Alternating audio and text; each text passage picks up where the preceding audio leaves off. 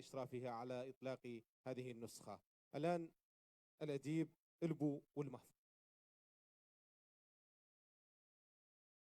السلام عليكم ورحمة الله.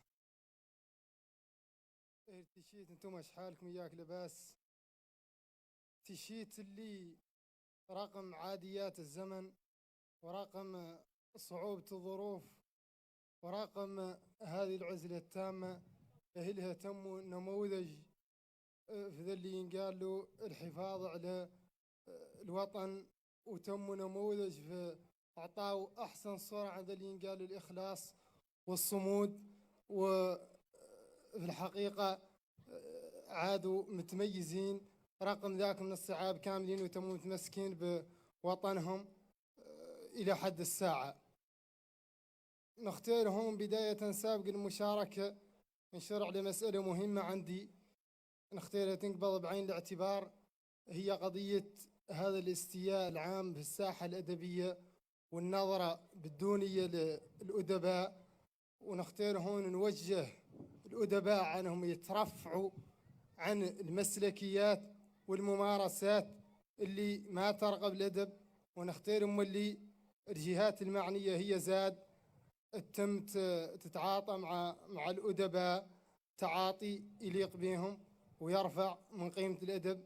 هذا كامل إياك نديروا الأدب أحسن صورة، وإياك نديروه في مصاف الأمكنة، ونأكد على أن فهم امتعاض شديد من هذه القضية، وضرر نفسي كبير إلى ما تلافاها الجهات المعنية، إلى ما تلافاته في الحقيقة عادلة هي الحق مرحلة يعود مات في محل تدارك.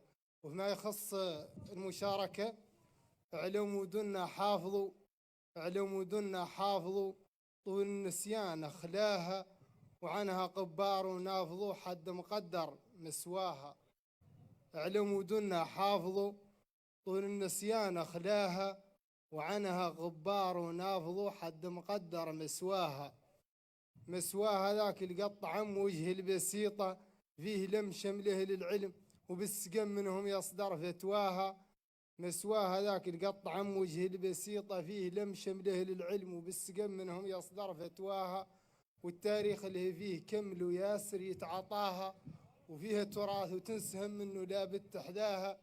والتاريخ اللي فيه كم وياسر يتعطاها، وفيها تراث وتنسهم منه لا بتحداها. ومتحالي فيها كان دم الناس وخاطر جاها، لاهي بالعجلة ينكرم وصابت رفعة عفاها.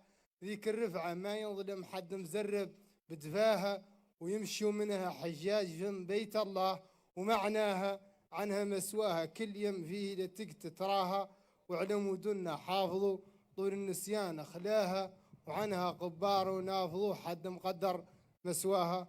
والسلام عليكم ورحمة الله. شكرا جزيلا للأديب البول